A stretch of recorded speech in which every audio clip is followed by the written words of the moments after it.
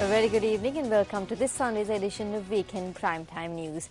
I'm Arundhati Mudannayak and let's start off with a look at the stories making headlines tonight.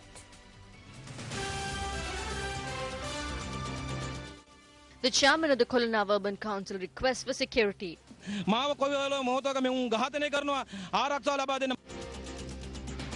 area politician who is said to be involved in the death of a youth in Valigapal is still at large. 7 individuals killed in separate accidents. US soldier kills 16 Afghan civilians in Kandahar.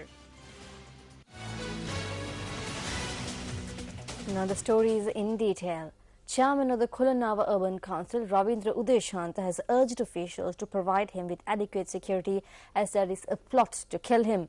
Ravindra Udeshanta stated that a group had attempted to abduct him near the Umagili grounds in Kolonava last night. A function was held yesterday at the Umagili grounds under the auspices of Chairman of the Kolonava Urban Council, Ravindra Udeshanta. Udeshanta stated that he had lodged a complaint with the police regarding a group who had arrived at the scene in a white van.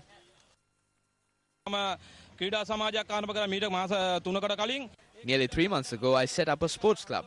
An event was organized yesterday at the Umagili grounds to appoint leaders to the relevant teams of the club. I saw the manner in which a suspicious group was circling the ground in a white van.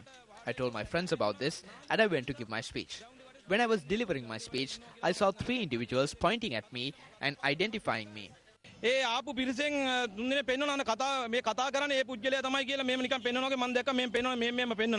told everyone to wrap up proceedings soon and move to the center of the ground. Thereafter, I called the Vallampity police and the police headquarters and informed them that there is a white van which had arrived to kidnap me.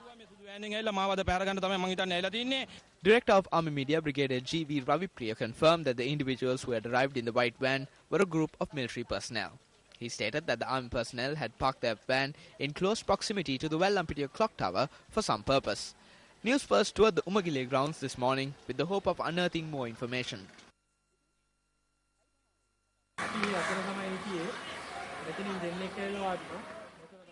2 people sat here while another 2 sat over there. There was another person. There was a total of 5 people. The chairman was suspicious about them and he told us to call the police. When the police arrived, the chairman told them about the suspicious individuals and they ran away. One person fired several rounds when he was running. Director of Army Media, Brigadier G.V. Ravipriya, stated that a clash had ensued between the group of army personnel and a group of people at the location following an argument. The brigadier went on to note that the soldiers were unarmed at the time of the incident. I told them to catch these individuals quickly. 3 people got away. I was chasing one individual and he shot me.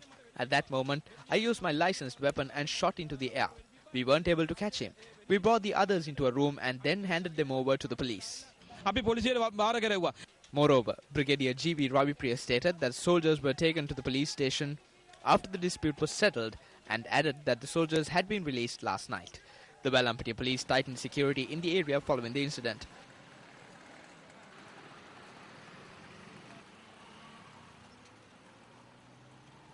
Our cameras were also able to capture the manner in which a group of individuals demonstrated opposite the Vallampity police station, demanded that security should be provided to the chairman of the Kolonava Urban Council.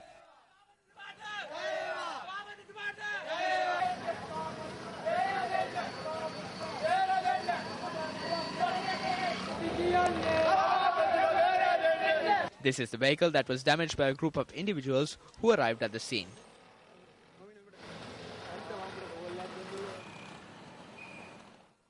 The chairman of the Kolonava Urban Council, Ravindra Udeshanta, said that an unidentified group had abducted his brother on a previous occasion as well. I urge the President and the Defence Secretary to provide me with the necessary security as they will kill me any moment. Meanwhile, issuing a communique, the police headquarters states that there is no connection between the transfer of the Vallampity Police OIC and yesterday's incident which took place in Kolonava. Police Inspector A.S.R. Samaranayaka, who served as UIC of the Vallampity Police, has been transferred to the Police Field Force headquarters with immediate effect. Issuing a communique, the police headquarters noted that the Valampitiya Police OIC was transferred based on a service requirement. According to the release, the transfer order had been issued by the police headquarters at around 4 p.m. yesterday. It further notes that there is no connection between the transfer and the incident which occurred yesterday involving the chairman of the Kolonava Urban Council. According to the police headquarters, the transfer order was issued 2 hours prior to the incident which took place in Kolonava yesterday. The communique, which bore the signature of police media spokesperson SP Ajit Rohana, dismissed reports connecting the transfer and yesterday's incident in Kolonava. The police say that the area politician who is said to be involved in the death of a youth in the Veligipol area is still at large. Search operations are underway to arrest the individual in question. Relatives say that an area politician assaulted 21-year-old Amila Pradeep Pushpakumar recently. The funeral of the victim was held this evening.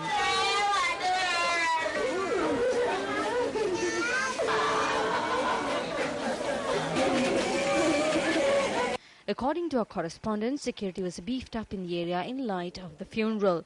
Area residents expressed their objection against the deployment of police officers.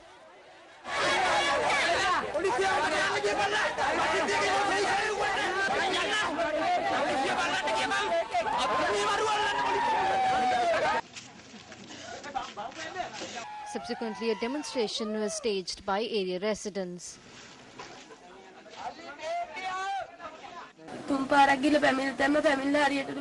We went to lodge a complaint on a number of occasions that it was not recorded properly. It is only yesterday the complaint was written down when we mentioned the name Ali Baby. Until then, we were not provided with any information and they did not look into the matter as well. On 3 occasions, they visited the police and they did not look into the matter. Now they say that he is still at large. They should have arrested him on the day our son was assaulted. 21-year-old Amila Pradeep Pushpakumar succumbed to his injuries yesterday while receiving treatment at the Colombo National Hospital. According to Amila's relatives, he was hospitalized on the 29th of February following an assault carried out by an area politician. A demonstration was held in Morato today against the United States draft resolution brought before the 19th session of the United Nations Human Rights Council in Geneva, Switzerland. The demonstration commenced following multi-religious observances. A large number of people, including Sunday school children, engaged in the protest march, which commenced opposite the Morato police. The protesters urged the international community to refrain from exerting pressure on Sri Lanka. Buddhists, Christians, Muslims and Hindus gathered here today to safeguard our country from the impending danger.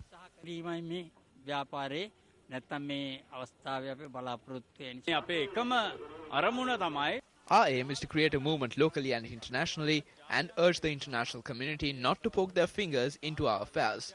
Do not envy us. We are moving forward in many spheres, including economic and social development. The President had given the necessary leadership and he is being backed by the people.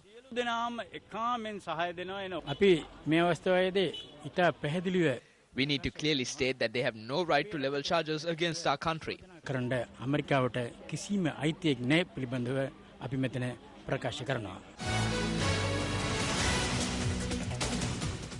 A group of individuals from the north visited Badulla, Mahiyangane and Dambana areas yesterday. The group comprised of 371 rehabilitated former LTT cadres. They first visited the Mahiyangane Rajamaha Viharaya. Thereafter, they met the leader of the indigenous community, Uruwarige Vanniletto, in Dambana. The indigenous community welcomed the group by performing a traditional dance item.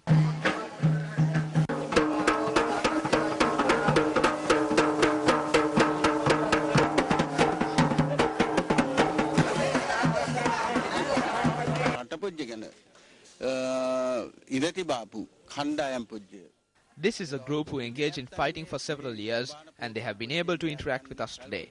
We are pleased to see them. Animals live in unity. They drink water from the same pond in the jungle. People need to be ashamed if they cannot live in unity.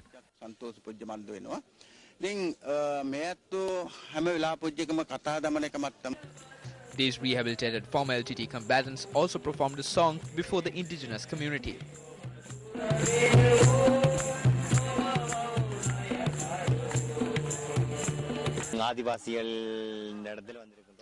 We have never seen a member of the indigenous community before. They warmly welcomed us. We would like to thank the President for creating an atmosphere where we can live freely. We are hoping to engage in our own livelihood following the end of our rehabilitation program. I hope that all ethnicities will be able to live in unity in the future.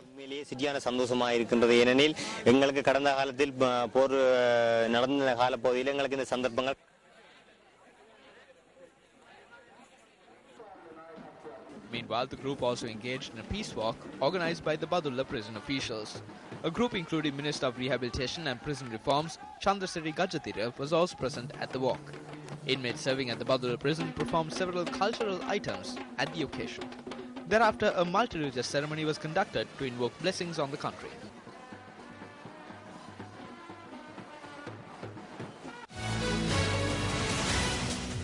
Also in local news, the leader of the JVP, Somawan Samarasinghe, participated at a meeting held in Maragoda, Akurasa yesterday.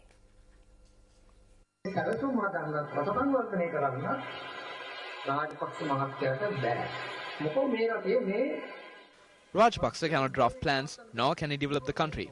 Why can't we prevent the issues in the country being aggravated further? We should be able to do it. He should be able to manage his ministry, that is the Ministry of Finance, by formulating proper plans. However, it is not being done. If this happens, the cost of living will not decrease and the country will not be in debt. The borrowing rate has increased significantly in the country. Basil Rajapaksa is administering the Ministry of Economic Development. If there is a lapse on the part of the Ministry of Economic Development, the Rajapaksa family should be held responsible. There are 100 ministers. However, there are no proper plans.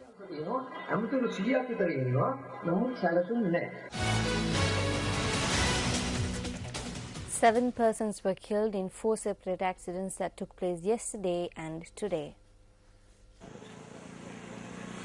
A 76-year-old individual was killed in an accident that occurred in the Henawa area in Kaduganawa this morning. According to our correspondent, the victim was hit by a van when he was crossing the road along with his granddaughter. The child who suffered injuries is currently receiving treatment at the Kaduganawa District Hospital.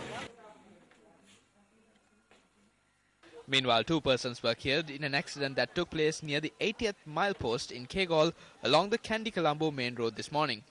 The accident was a result of a collision involving a motorbike and a lorry. The victims have been identified as 34-year-old Samantha Dasanayaka and 17-year-old Dhammika Bandara Veerakon, residents of the Hirivaddunna area in Randeniya.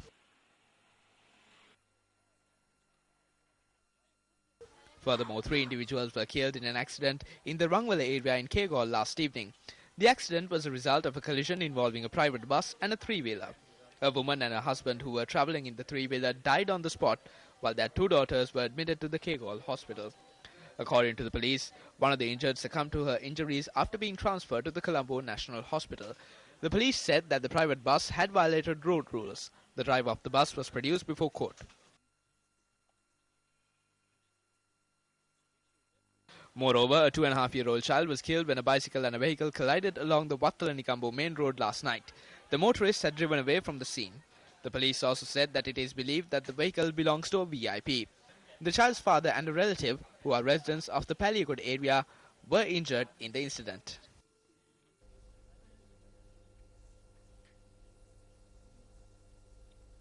The body of a youth who went missing after drowning in the seas of Preetipura in Wattala was found washed ashore. The post-mortem inquiry into the body was carried out at the Ragama Teaching Hospital today. The 19-year-old youth went missing yesterday while having a bath. Meanwhile, the body of a bus conductor was also found from the Dambulla area. The body of the bus conductor was found near a shop at the Dambulla Viharamalua area.